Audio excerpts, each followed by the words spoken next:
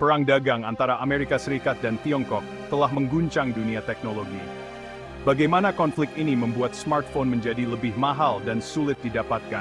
Mari kita telusuri dampaknya dalam video ini. Halo, selamat datang di channel kami. Hari ini, kita akan membahas bagaimana perang dagang antara Amerika Serikat dan Tiongkok mempengaruhi harga dan ketersediaan smartphone di pasar global, termasuk Indonesia. Perang dagang ini dimulai pada tahun 2018 ketika Amerika Serikat memberlakukan tarif tambahan pada produk impor dari Tiongkok. Tiongkok membalas dengan tarif serupa pada produk Amerika. Konflik ini berdampak luas pada berbagai industri, termasuk teknologi. Industri smartphone sangat terpengaruh oleh konflik ini. Mari kita lihat faktor-faktor yang menyebabkan kenaikan harga dan keterbatasan pasokan. Amerika Serikat memberlakukan tarif tambahan pada komponen elektronik dari Tiongkok yang merupakan pusat manufaktur global. Hal ini meningkatkan biaya produksi smartphone. Dengan tarif impor yang lebih tinggi, produsen harus menanggung biaya tambahan yang kemudian diteruskan kepada konsumen dalam bentuk harga yang lebih tinggi.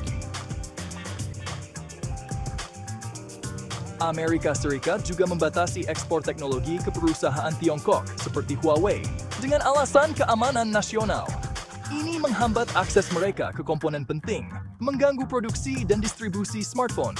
Huawei menghadapi kesulitan dalam mengakses teknologi Amerika yang berdampak pada kemampuan mereka memproduksi perangkat baru. Beberapa perusahaan mempertimbangkan untuk memindahkan produksi dari Tiongkok ke negara lain untuk menghindari tarif tinggi. Namun, proses ini memerlukan investasi besar dan waktu, yang dapat menyebabkan keterlambatan dan kenaikan biaya. Relokasi produksi bukanlah solusi cepat. Ini memerlukan perencanaan dan sumber daya yang signifikan, yang pada akhirnya mempengaruhi harga produk akhir. Bagaimana dampaknya bagi kita di Indonesia? Dengan meningkatnya biaya produksi dan distribusi, harga smartphone di pasar Indonesia juga mengalami kenaikan. Selain itu, keterbatasan pasokan menyebabkan beberapa model sulit ditemukan. Saya perhatikan harga smartphone naik cukup signifikan dibanding tahun lalu. Produsen berusaha mengatasi tantangan ini dengan mencari sumber komponen alternatif dan mempertimbangkan lokasi produksi baru. Sementara itu, konsumen perlu lebih bijak dalam memilih produk dan mungkin mempertimbangkan untuk menunda pembelian hingga situasi stabil. Konsumen sebaiknya membandingkan harga dan fitur dengan cermat, serta mempertimbangkan kebutuhan sebenarnya sebelum membeli smartphone baru.